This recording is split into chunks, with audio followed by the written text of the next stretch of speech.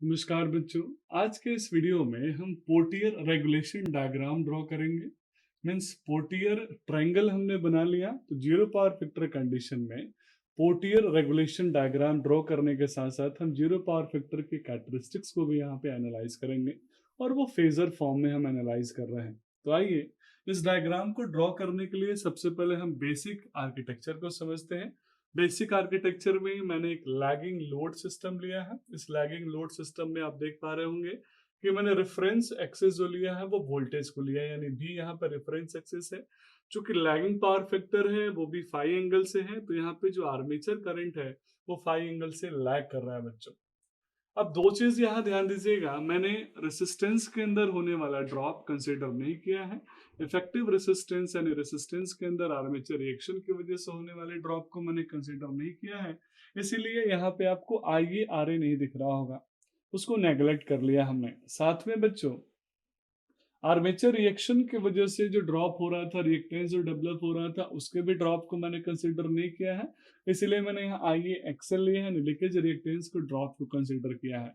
Armature reaction वाला effect हट गया, इसीलिए ये आई एक्सएल है, अदरवाइज ये आई एक्सेस होगा, क्योंकि आप पुराने वेव फॉर्म जो हमने बनाए थे फेजर डायग्राम उससे कोरिलेट करेंगे तो ये डिफरेंस आपको देखने को मिलेगा। बच्चों अब मैं इन दोनों रिजल्टेंट वैल्यू को ड्रॉ कर रहा हूं, यानी मैं इसको O मान लेता हूं। तो O और V और इस वैल्यू को मैं ड्रॉ करने जा रहा हूं, तो मुझे रिजल्टेंट मिलेगा, दैट इज OE। अब जो OE मुझे रिजल्टेंट मिला बच्चों, इस OE से मैं 90 डिग्री पे, अब आप जो पोर्टियर ट्रायंगल के एनालिसिस है उसकी शुरुआत करता हूं। तो 90 डिग्री पे सबसे पहला मैं वैल्यू कैलकुलेट करूंगा और वो है IF1। अब मैं आप ही से पूछूंगा IF1 क्या है बच्चों। तो हमने OCC कर्व ड्रॉ किया है, OCC के बारे में हम पढ़ चुके हैं ओपन सर्किट कैरेक्टरिस्टिक्स में, जिसमें IF1 जो है वो हमें क्या बताता है, ओपन सर्किट कंडीशन में वो फील्ड करंट जिसपे मुझे रेटेड वोल्टेज मिलता है। तो आइए सबसे पहले मैं IF1 को ड्रॉ करता हूं, और यहाँ पे ध्यान दीजिएगा जो IF1 है वो हमारे V से 90 डिग्री का यानी E से 90 डिग्री का एंगल बना रहा है। तो यहाँ E से 90 डिग्री के एंगल पे मैं IF1 को ड्रॉ कर लेता हूं बच्चों, दिस इज IF1। अब IF1 जो मैंने ड्रॉ किया बच्चों, ये क्या है आपको मैं बता चुका हूं।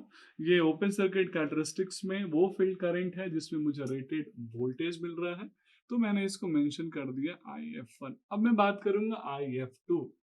जैसे IF1 था बच्चों वैसा ही IF2 है, और जो IF2 है वो एग्जैक्टली क्या है, IF2 कहीं ना कहीं वो फील्ड करंट की वैल्यू है जिसपे शॉर्ट सर्किट कंडीशन में मुझे रेटेड करंट मिलता है।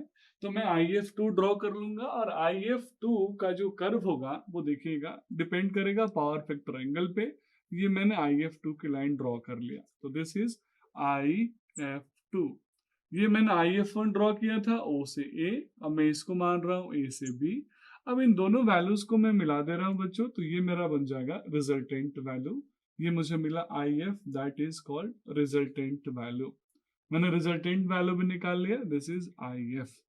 यानी ये वो फील्ड करंट है जिसपे मुझे रेटेड वोल्टेज मिलेगा एट नो लोड कंडीशन में। फिर से मैं रिकॉल कर रहा हूं, वो फील्ड करंट जिसपे मुझे रेटेड वोल्टेज मिलेगा एट नो लोड कंडीशन में। अब मुझे ई नॉट की वैल्यू चाहिए ताकि मैं वोल्टेज रेगुलेशन कैलकुलेट कर सकूं। ई नॉट के लिए मैं क्या करूंगा बच्चों, इस जो IF रिजल्टेंट फील्ड करंट मैंने निकाला है, मैं यहाँ फील्ड करंट मेंशन कर रहा हूँ, कुछ बुक्स में MMF भी रहता है। जो मैंने यहाँ पे IF लिखा है, ये टोटल फाइनल रिजल्टेंट टर्म में भी हम मेंशन करते हैं। तो इस IF से 90 डिग्री का एंगल मैं लूंगा बच्चों, और 90 डिग्री पे मैं कर्व को ड्रॉ करूंगा, और कर्व को ड्रॉ करने के बाद जो मुझे वैल्यू मिलेगी फाइनली, उस वैल्यू को मैं बोलूंगा, उस मैग्नीट्यूड को बोलूंगा, that is called E not.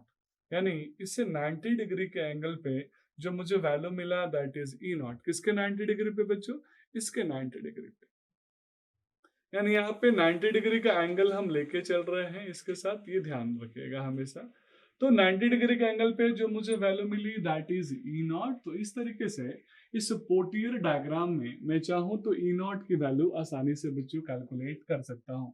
अब ई नॉट की वैल्यू मिल गई तो स्वाभाविक है आप आसानी से वोल्टेज रेगुलेशन निकाल सकते हैं, क्योंकि voltage regulation E naught minus V upon V का ही सम होता है, पर यूनिट में चाहिए तो आप डिवाइड करने की ज़रूरत नहीं है, मल्टीप्लाई करने की ज़रूरत नहीं है, और अगर आपको परसेंटेज में चाहिए तो आप जानते हैं हमें यहाँ पे 100 से मल्टीप्लाई करना पड़ेगा। तो ये एक सिंपल सा डायग्राम है जिसको हम लैगिंग पावर फैक्टर के लिए यूज कर रहे थे। आप चाहे तो लीडिंग और यूनिटी पावर फैक्टर के रिस्पेक्ट में भी आप इसको ड्रॉ करके फाइनली ई नॉट की वैल्यू निकाल सकते हैं। अब ई नॉट का जो मैग्नीट्यूड मिलेगा फील्ड करंट के रिस्पेक्ट पे वो कितना मिलेगा, मीन्स ई नॉट मुझे आई एफ मिल गया। इस आई एफ पे मैं चाहूँ तो ओसीसी से फील्ड करंट, इसी फील्ड करंट पे ई नॉट की वैल्यू निकाल लूंगा, जिसको हमने यहाँ ग्राफिकली प्लॉट कर दिया। That's all about this video. Thank you so much.